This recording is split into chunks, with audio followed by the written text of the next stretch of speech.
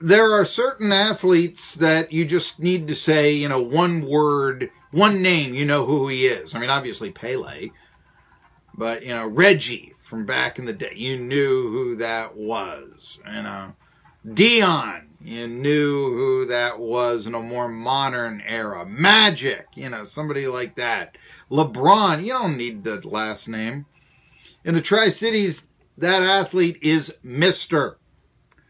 And now the head basketball coach, women's basketball coach, over in Banner Elk with the Lees McRae Bobcats, where he is, I guess today is a great day for skiing over there in Banner Elk, which is one of the things they're known for.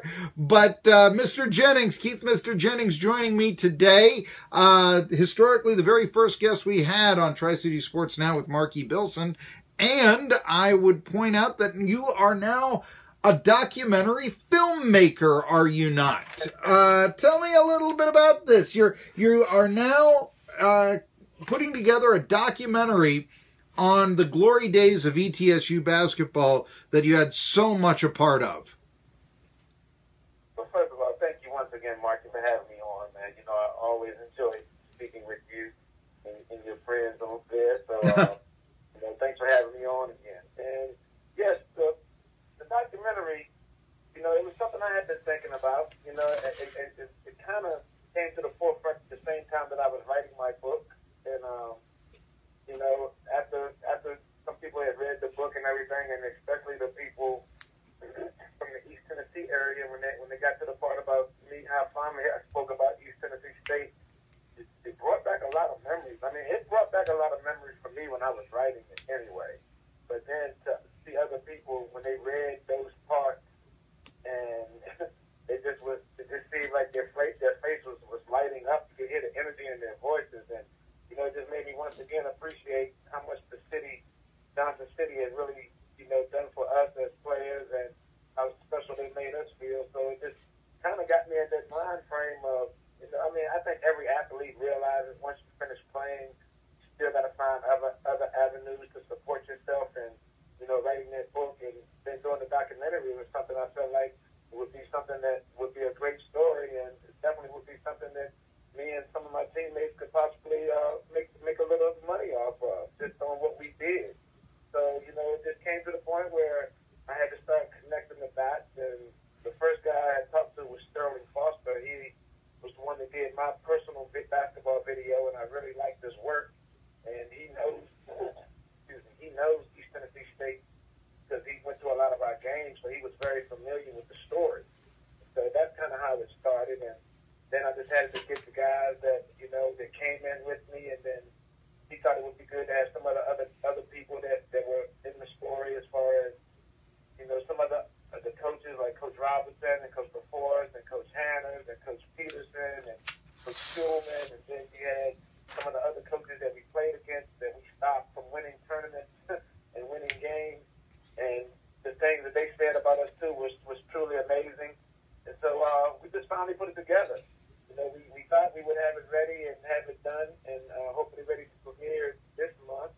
But this is something I didn't really want to rush.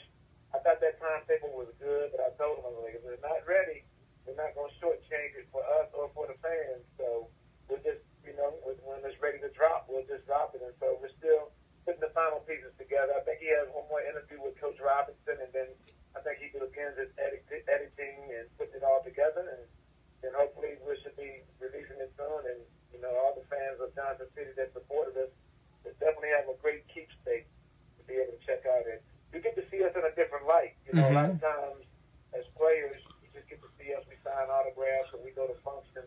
But now you'll probably get to see more the internal effect of the team. Who were the jokesters? Who were the serious ones? Who was the coach's pet? I mean, there's a lot of little different things that on the outside looking in, you might say, okay, I kind of figured that. But if you didn't, you're going to probably look at it and be like, wow, this is pretty impressive.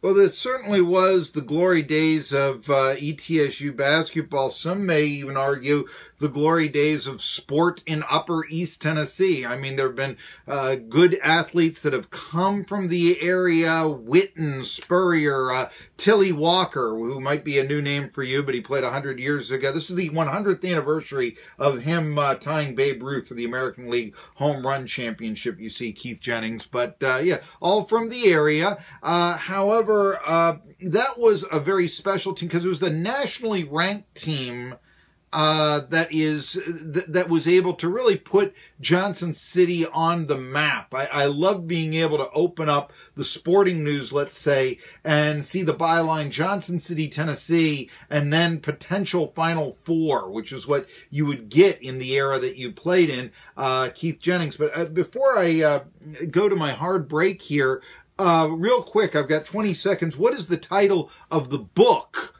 that you wrote? Real quick for people at Amazon. Oh, it's The Basketball Chronicles of Mr. Jennings. The Basketball Chronicles of Mr. Jennings. Check that out online, and then we'll come back, talk more about the documentary after this.